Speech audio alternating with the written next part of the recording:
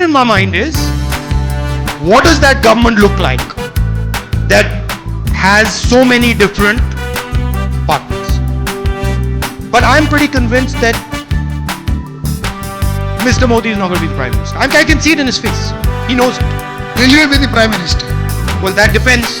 That depends on how well the Congress party does. No, I'm talking of alliances. I mean, the Congress party, if it's the biggest party, yes. Wish you all the best. Thank you. We have many more people who want to.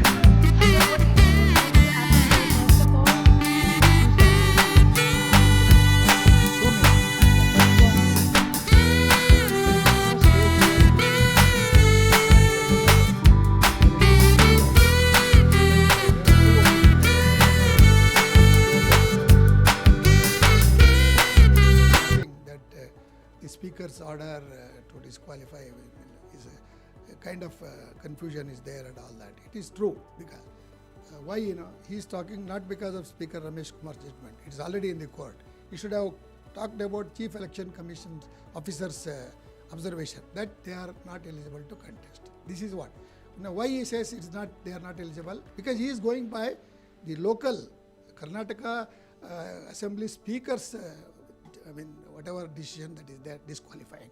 He said the seats are vacant and these people are not there, so you conduct the election. That's how the Speaker's Secretariat has written.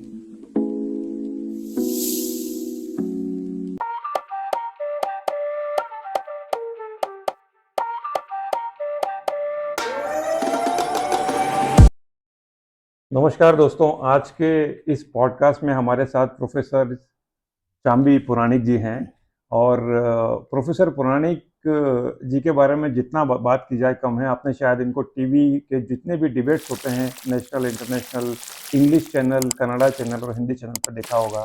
तो पुराणिक sir, आपका बहुत बहुत धन्यवाद आने के लिए। नमस्कार शर्मा जी, नमस्कार। Thank you so much for taking out your time for this podcast. It's my pleasure. जी, तो professor Puranik political science, sociology के बहुत विद्वान प्रोफेसर हैं और सबसे इम्पोर्टेंट बात यह है कि he is from Mysore, university of Mysore, student और प्रोफेसर देयर ओनली। जी, तो मैं रिक्वेस्ट करूंगा सर कि आप अपना छोटा सा एक इंट्रोडक्शन। अरे मैं क्या इंट्रोडक्शन दूं? I am a keen student of political affairs and international relations and the political thought, the Western political thought and Eastern political thought, especially the Indian Arthashastra. That was a textbook which I read. So we have tried to combine both the Western perspective and the Indian perspective as far as our teaching is concerned. So in our syllabus we have integrated the Eastern concept of Chanakya and his main book Arthashastra. So that is one text, and also we have compared with the Western kind of contributions and classic books and all, writings and all that of great philosophers. So from Plato, Aristotle and his guru, Socrates and all that. So from that tradition, that ancient and medieval में थोड़ा कम है, church and the state का वो रहता ना, तो उस जमाने में महाराजा was under the control of the Pope. So that conflict was there. The king was trying to separate, escape from the clutches of priests. So that was the period, medieval period. At the same time, India in our gave up the tradition of the gurus, Rajgurus and others controlling or guiding Maharajas. So that is there. And coming to the modern context, I think the Western political philosophy and their rational thinking has really strengthened a scientific outlook in terms of politics. That's why our subject, it was called earlier politics. Now it is not called as political science. I would request you to just share about your years of experience. How many years? Yeah. I started, I was a student of university from 1963 to 66, Maharajas College. That is the founder of our university, the royal family, Mysore Wadiyar's family it is called as. Then I did my masters in 68, 66, 68. And the new campus, Manasa Gangotri, the name of the famous Manasa Gangotri, it was Christian. And today it is very popular. The very name which was given by our poet laureate Kuvempu, one of the top poets, So that is where. And then in 68 I joined university department. From then onwards, I have never regretted that why did I join a teaching profession.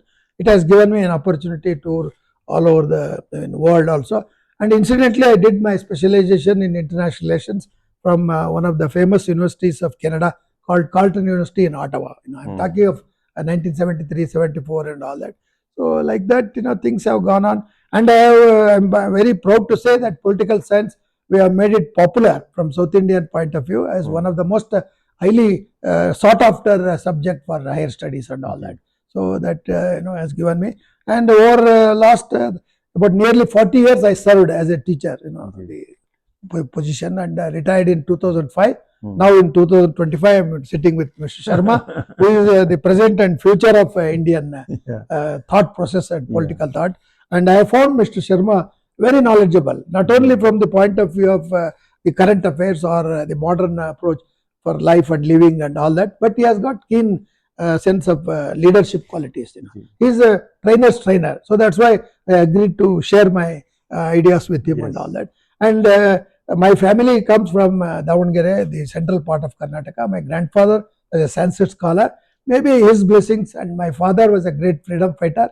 Even today, in Davangere, people respect my father. So, with the Indian traditional, cultural kind of inputs in my thinking and thought process, I have also observed the Western political perceptions because parliamentary democracy, the modern democracy, they are alien to our people. We are under monarchy, and under monarchy, then we became slaves not only of Mughals but also of the British. It is all because of our infighting only. So the unity concept wise, India perhaps is something which we have to achieve, and we are on the way to that also.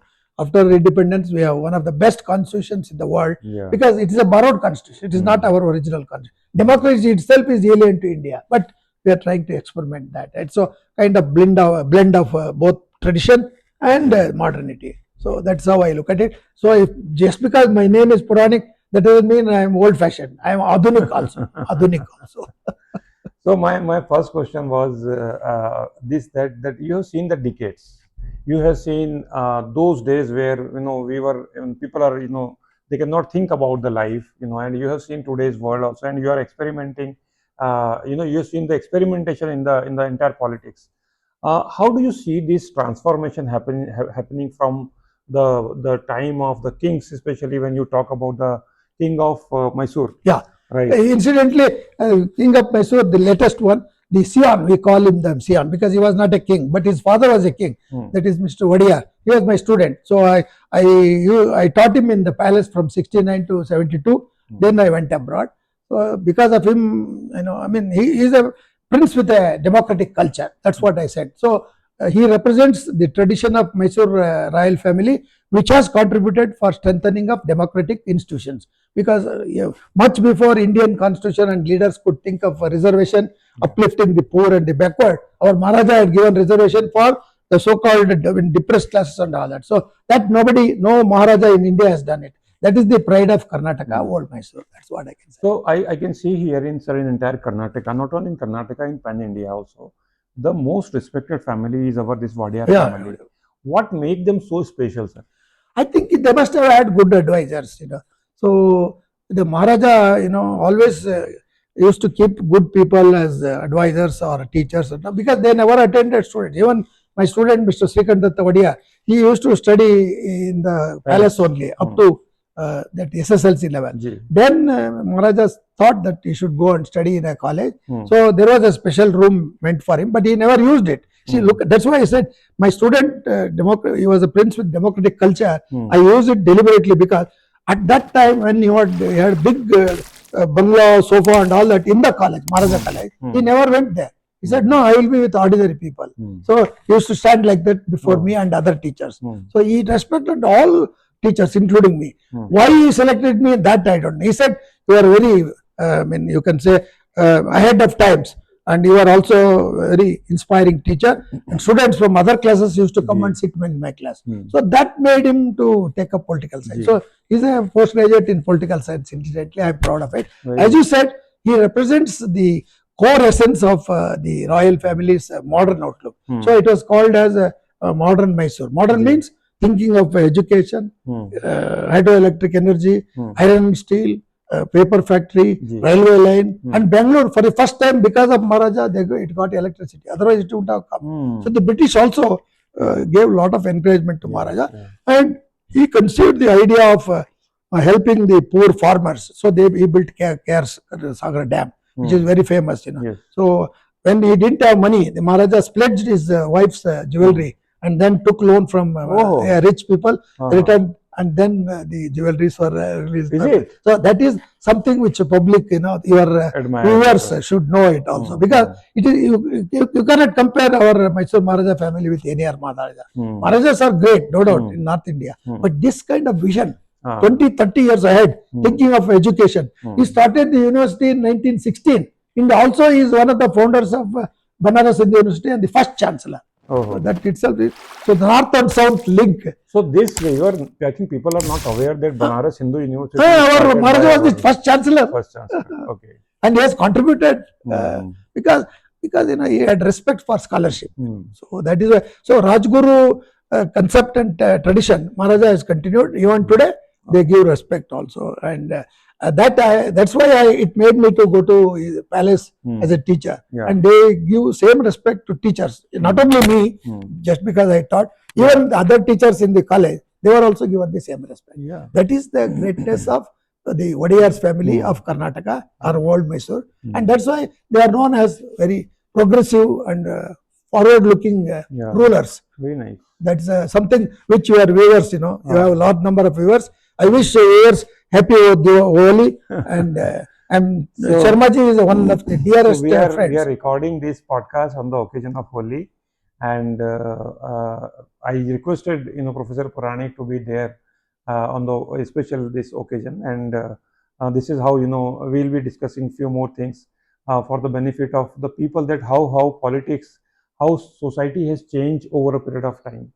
So Professor Puranik, see the kind of population we have in India, and you have seen India as well as the world also. What Indian people really expect from the political leaders, especially the kind of you've answered this question, and then we will progress towards the Rahul Gandhi and even Narendra Modi. See, earlier in I am born before independence, so I have a very privilege or right to compare the old with the new and the future also. So thanks to Mr. Sharma for putting that question. I think what the democracy that we have seen from 1950 onwards, before we became a republic, we were still under the whatever the kind of legacy that the British had left over and all that. So those were the days of not only turmoil and struggle, but also our own consolidation of our Indian independence. So Sardar Vallabhbhai Patel, Pandit Jawaharlal Nehru, under the guidance of Mahatma Gandhi, all of them have done great service to this country. They laid the foundation of a constitutional democracy. Constitution is alien to Indian people. Correct. Rule of law is alien to Indian. That doesn't mean we were not, we were like African people. No, Dharma was there. But in the sense of Dharma, mixing religion and politics, the modern constitutional system separates it. Doesn't mean it is against that. Secularism doesn't mean anti-religious. It is respect for all religions. But many politicians today, they are using secularism for vote bank politics. Absolutely. For appeasement. No, that is not real secularism. Secularism is respecting the religious whatever identities that are there. That's why it's called unity in diversity. That unity in diversity, that modern concept of what is called geopolitical, we call it geopolitical India, is conceived by the British, consolidated by them, because our rulers were not united. Because of them only the Mughals came and became part of India.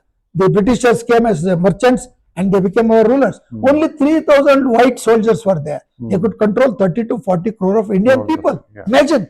So from then we have introduced democracy. So I consider Nehruji and Vallabhbhai Patel and many leaders. I must congratulate them, because I have seen the development, as I said, over decades, the kind of old system that was there. The idea of giving right to vote without any reservation to all the people above 21. That is one of the most revolutionary steps that Indian leaders have taken place. I think the contribution of Sardar Vallabhbhai Patel in uniting the India, and the way they added Nizams, especially the Yeah, Hyderabad yeah. was the most About difficult that I one. will tell you. Another one was the Jamnagar in Jamnagar. Gujarat was the most toughest one. And even Kerala Maharaja. Kerala Maharaja. See, and our Maharaja was the first one to sign the Institute of Instrument of Accession. So India said, so Sardar ने phone किया, तो महाराजा बोला, I will not only sign, I will give my private aeroplane for you to travel to all the princely states, wherever airport is there, and see that the agreement is done. So nice. my Maharaja, this late Jayachamrajendra Vadiyar, was the first one to sign the Instrument of Accession. And that is something which the people of North India and other parts of the world, they should know that one of the great contributions of Sardar Patel was he was trying to integrate India, the princely states India, that is the royal kind of ruling, and the British colonies that was there under the British control. So that itself was a very tough job, last those 2.5 years. As you mentioned, Hyderabad Nizam declared independence. That Rajakar movement was there, and Sardar Vallabhbhai Patel took it as a police action. He never said the army is invading. It is an internal matter. How can an independent country exist in the central part of India? It is unconceivable. Same thing with East and West Pakistan. That's a very artificial kind of nation that they have created, which is far off, on hundreds and thousands of miles away from West Pakistan to East Pakistan. So that was an artificial creation of the British. It collapsed, as you know, Bangladesh liberation and all that. So I must say the contribution of Sardar Vallabhbhai Patel, along with Nehruji, under the guidance of Mahatma Gandhi, these things should not be looked from a very narrow angle. They are all great patriots, leaders. Nehru, many people today they criticize Pandit Jawaharlal Nehru, but at that time, if Nehru and Sardar Patel were not there as Prime Minister, Deputy Prime Minister, India would not have been consolidated and would have been what it is today. So both of them, they never had differences, though Sardar Patel himself had problems of health and all that, so he could not become, but he became Deputy Prime Minister. That itself shows there was an understanding, but Mahatma Gandhi was there to guide them also. So that kind of moral, what you mentioned about the earlier period, there was a kind of moral and ethical leadership was there. Today it is not there. That's the sad part. Second is introduction of right to vote, about 21. So without any, in Britain, you must know, Sharmaji, in Britain, the right to vote for women, it was given only in 1924. Till then, women were considered as non-entities. Even in lot of Muslim countries, still let us not compare Islamic countries with democracy. There is no democracy in Islam. It is a theocratic religious concept. For them, religion and Quran, that is constitution. For us, our constitution is Indian constitution. So I used to say, Mr. Sharmaji, for youngsters, wherever I go for lectures and all that, I used to say, there are so many festivals in India, about 450 or 500, very important, different regions. But there are two national festivals. One, Independence Day, the other is Republic Day. They are the national festivals.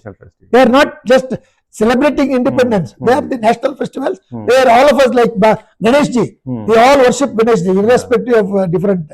That kind of contribution is something very admirable kind of foundation, and the legacy. Pandit Jawaharlal Nehru, then Sardar Vallabhbhai Patel. Of course, Ambedkar ji, he was chairman of the Constitution Committee. But many others were there. But he was such a highly educated man. I think he was the most educated person.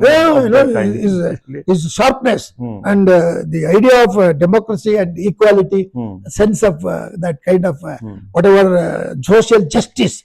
So that social justice came only because of Ambedkar. So I heard that Baba Sahab Bhimrao Ambedkar, actually he went out of his community to become, and he accepted the Buddha as a dharma, and especially to give recognition to the people जो अछूत जो थे उनके साथ में उनको justice दिलाने के लिए, and he fought lot of movements especially for them. So his contribution to the constitution of the India is really inevitable. We cannot say that it is not because of he did so much for it is very immense and valuable also, because as chairman of the drafting committee, he would go into every clause and subclause and details also, and also thinking of the problems of India. See, Ambedkar's vision was for modern India, what we call our preamble, है ना, our प्रस्तावना, उसमें हमने जो लिखा है वो सब अम्बेडकर और Nehru ji, they borrowed it from Irish constitution, that particular thing, we the people solemnly declare independent, republic, like that, that kind of vision they had, that that Dr. Ambedkar's contribution today, especially in the last 10 years, I think it is really understood properly and respected. So as chairman of the drafting committee and also the architect of Indian Constitution, his is a contribution along with the contribution of other experts. That is something which Indian people always should be indebted or grateful to him only. Professor Puranik, looking into the religious extremities and the followership, and maybe a lot of legal, illegal things people are doing around in the country, do you think that a lot of reforms are really required in the constitution itself? The Indian constitution allows religious freedom. It is there in our fundamental But there rights. is religious freedom is no doubt one of the best things, but a lot of disadvantages are there, which Indian people are actually experiencing in the current time. No, disadvantage means these are all initial tensions, suspicion. See, law is the beginning of suspicion. If there is suspicion, there is law. That's why Ambedkar thought, there should be some control by the state also. He has beautifully put it, that the religious freedom is there with some restrictions. What is called reasonable restrictions. So like coexistence. So I can understand your point. You are very concerned or worried about the kind of communal clashes and other things are taking place. No, it is all because of politicians. The politicians are the enemies of our Indian constitution. I mean, not all. I don't call present leaders. All of them are politicians. Some of them are leaders. That's why there is a difference between a politician and a statesman. Statesman is one who thinks of the next coming generations, like your children, their grandchildren. Politician is only thinking of next election. Next election में सत्ता में आना, मुझे power होना, minister होना, position होना. So I think majority those days, the people who are thinking of like statesmen, they are less now. So that prudential thinking for the longer period of time, rather than that's called statesman. Statesman, for they are just thinking for 1 year or maybe 5 years, or not more than that. They cannot have the vision of the 25 year or 30 year, which nowadays, which we are seeing somehow, Modi ji keep on talking about, about 2050, 2040, India should look like this. So before we touch upon the Modi ji, what do you think about, the overall demolish in the overall values of the Congress? I remember when I was growing in my, school time, it was considered to be one of the most prestigious, the organization as a Congress, and everybody wanted to be a part of the Congress. Now, over a period of time, the kind of degradation, जो जिस तरीके से एक धीरे धीरे कांग्रेस का एक क्या कहना चाहिए कि वहां पर पूरा लोप हो गया है, मतलब वहां पर आपको एक लीडरशिप नहीं दिखती. राहुल गांधी हैं, वो भी I don't know, means I have no words to say about him, his leadership style. No, Rahul Gandhi का problem ये है, he is a part-time politician, not even statesman. That's why I interacted with Rahul Gandhi. So therefore, I have very right or privilege to talk about. I saw your that interview, and we will play this clip also. Yeah, along with when you telecast this. See, I asked him, with this kind of anti-Congress grouping of led by BJP and non-BJP like Mamta and what is that, Kerala people, communists, and also Tamil Nadu, Stalin and all. These are people, they join Congress whenever there is advantage or for power. So at least matlabi hota hai na. So opportunist. This opportunist alliance, Rahul Gandhi should be careful. He should not. Rahul Gandhi. Second thing is he should take politics as full-time profession. And unlike his grandmother, she was not at all an administrator. So later she was introduced and given Ministry of Information and Broadcast. Like that, Rahul Gandhi should have worked when Manmohan Singh was there. I think it would have made him a very, I can say, better and sound political leader. And he could have become leader of the opposition. Unfortunately, he became a kind of remote control. See, he childishly tears off the government order. And insults Prime Minister. That he should not do. He is your own Prime Minister. Whatever you want to do, in order to show to the public, you should not. There is no need to do that. You're right. Manmohan Singh is such a wonderful life. A professor like me, what can a professor do when you are remotely controlled? So that perhaps has diluted or destabilized Congress tradition and its sense of whatever strength or the influence it had. Today, Congress is controlled by few people, that so-called high command. So-called high command is Sonia Gandhi ji, Rahul Gandhi ji, and Venugopal and a few others. And our Mallikarjun Kharge is there, was a compromise candidate because he is also 84 years old, gentleman. So therefore, the problem with Congress is Congress knows what is required for India, but that is not doing what is required. Whereas Modi, he took advantage of this weakness of Congress. So from Gujarat, he thought I should become Prime Minister and see whatever Gujarat model is there, it should be implemented in India. To that great extent, he has succeeded. The very fact that he is Prime Minister for third time, that to such kind of opposition, unity, India alliance and all that is also, though they have no independent or full majority of their own, that will come because RSS did not support in the parliament election to Modi ji. Otherwise, 400 पार होता था, वो नहीं हुआ. क्यों नहीं हुआ? Only Modi ji, Amit Shah know it also. RSS, as it worked in the Lok Sabha elections, it did not work at that time, so therefore they lost it also. So Professor, ये BJP is because of RSS, BJP is because of Modi. And Amit Shah, or BJP is because of the overall leadership in the country? No, BJP organizational structure is very good. So I think throughout the country there is a Shaka, RSS ka. So Shaka people also convert them as local workers. So there is a kind of interchanging between the Shakas.